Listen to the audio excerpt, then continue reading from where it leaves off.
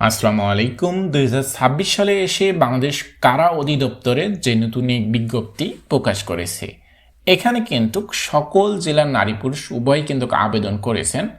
আবেদন করার পর সবাই জানতে চাচ্ছেন কারা পুলিশের মাঠ কোথায় হবে এবং মাঠে কি কি ইভেন্ট রয়েছে এবং মাঠের কার্যক্রম কিভাবে হয়, প্রাথমিক মেডিকেল ও চূড়ান্ত মেডিকেল কিভাবে হয়, বিস্তারিত আলোচনা করার জন্য। তো বন্ধুরা, আজকের ভিডিওতে আমি এই সকল বিষয় নিয়ে বিস্তারিত আলোচনা করব। আপনারা যারা কারা পুলিশে আবেদন করেছেন এবং স্বপ্ন দেখতেছেন কারা পুলিশে যোগদান করার, অবশ্যই ভিডিওটা শেষ পর্যন্ত দেখবেন। বন্ধুরা, আপনাদের যাদের ভি করে দাঁড়ালে দুই হাঁটু লেগে যায়, তারা এই সমস্যার কারণে কখনোই ডিফেন্সে যোগ দিতে পারবে না। আপনাদের যাদের এই সমস্যা আছে, আপনারা চাচ্ছেন সমস্যার সমাধান নিতে, আপনারা ব্যবহার করতে পারেন এই নকনি কাঠ।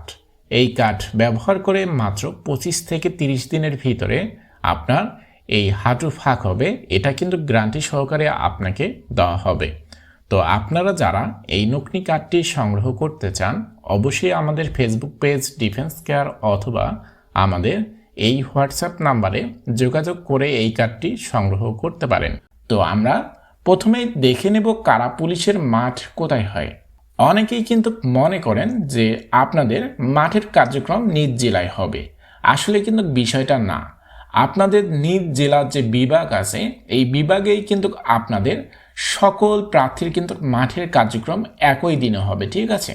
তো এরপরে দেখে নেব যে মাঠের কার্যক্রম কিভাবে হয়। অন্য অন্য বাহিনীর চেয়ে কিন্তু কারা পুলিশের মাঠের কার্যক্রম আলাদা রকম হয়ে থাকে। মাঠে বেশ কিছু ইভেন্ট রয়েছে, তার মধ্যে সবচেয়ে বড় ইভেন্ট হলো দৌড়। 200 মিটার দৌড় 20 সেকেন্ডে দিতে হয়, ঠিক আছে? এর মধ্যে যে সকল প্রার্থী সবার আগে আসতে পারে তাদেরকে সিলেক্ট করে নিয়ে নেওয়া হয়, ঠিক আছে?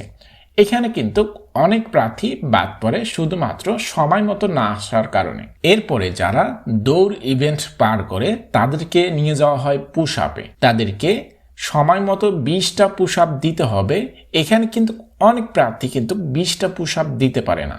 এরপরে যারা পুশ আপে টিকবে তাদেরকে দিয়ে হাই জাম্প দেওয়ানো হবে। ছেলে প্রার্থীর জন্য 3.5 ফুট এবং মেয়ে প্রার্থীর জন্য 2.5 ফুট, ঠিক আছে? এই ইভেন্ট যে প্রার্থীগুলো পার করতে পারবে তাদেরকে লং জাম্প দিতে বলবে। ছেলে প্রার্থীর জন্য 10 ফুট এবং মেয়ে প্রার্থীর জন্য 8 ফুট, ঠিক আছে? এই সকল ইভেন্ট যে প্রার্থীগুলো পার করতে পারবে তাদেরকে কিন্তু প্রাথমিক মেডিকেলে পাঠানো হবে। প্রাথমিক মেডিকেল তেমনভাবে কঠিনভাবে কোনো কিছু দেখা হয় না, তবে মেজর যে সমস্যাগুলো, যেমন আপনাদের ভি করে দাঁড়ালে 2 হাঁটু যদি লেগে যায় তাহলে কিন্তু আপনাকে প্রাথমিক মেডিকেলে আনফিট করে দেওয়া হবে। আপনাদের যাদের এই নকনি সমস্যা, অর্থাৎ ভি করে দাঁড়ালে 2 হাঁটু লেগে যায়, আপনারা কিন্তু চাইলে এই নকনি কার্ডটি ব্যবহার করে আপনার নকনি সমস্যা দূর করতে পারেন। আপনারা যারা এই কার্ডটি সংগ্রহ করতে চান, অবশ্যই আমার ফেসবুক পেজ ডিফেন্স কেয়ার অথবা আমাদের এই হোয়াটসঅ্যাপ নাম্বারে যোগাযোগ করে এই কার্ডটি সংগ্রহ করতে পারেন। এরপরে কিন্তু অনেকে প্রার্থী আছে যাদের হাত পা ব্লেড দিয়ে কেটে থাকেন। এইরকম কাটা দাগ থাকলে কিন্তু আপনাকে প্রাথমিক মেডিকেলেই আনফিট করে দেওয়া হবে, ঠিক আছে? তো আপনাদের যাদের এরকম শরীরে বা হাতে বড় ধরনের কাটা দাগ আছে, আপনারা নিতে পারেন এই লেভেন্ডার। এই লেভেন্ডার ব্যবহার করে আপনাদের কাটা দাগ রিমুভ হয়ে যাবে, ঠিক আছে? তো আপনারা যারা চান এই লেভেন্ডার সংগ্রহ করতে, অবশ্যই আমাদের ফেসবুক পেজ ডিফেন্স কেয়ার অথবা আমাদের এই হোয়াটসঅ্যাপ নাম্বারে যোগাযোগ করে এই লেভেন্ডার আপনি সংগ্রহ করতে পারেন। তো এরপরে আপনাদের দেখা হবে যে পায়ে ভেরিকেজ ভেন আছে কি না। অনেকের পায়ে কিন্তু বেশি রকম ভেরিকেজ ভেন থাকে। এরকম ভেরিকেজ ভেন থাকলে কিন্তু আপনাকে প্রাথমিক মেডিকেলেই কিন্তু আনফিট করে দেওয়া হবে, ঠিক আছে? তো আপনারা যারা চান যে এই ভেরিকেজ ভেন রিমুভ করতে, অবশ্যই আমাদের সাথে যোগাযোগ করে এই ভেরিকেজ ভেন স্প্রে নিতে পারেন। এই ভেরিকেজ ভেন স্প্রে ব্যবহার করে আপনাদের মাত্র 25 থেকে 30 দিনের ভিতরে কিন্তু আপনাদের এই ভেরিকেজ ভেন রিমুভ হয়ে যাবে, ঠিক আছে?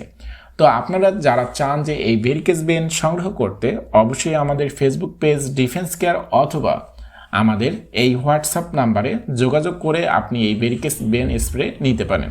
এরপরে আপনাদের দেখা হবে পায়ের কুনি পশা বা চারা পশা। এই রকম সমস্যা থাকলেও কিন্তু আপনাকে ডিফেন্সের মাঠ থেকে আনফিট করে দেওয়া হবে। তো আপনাদের যাদের পায়ে এরকম কোনি সমস্যা আছে, আপনারা নিতে পারেন এই নেল ফাঙ্গাস।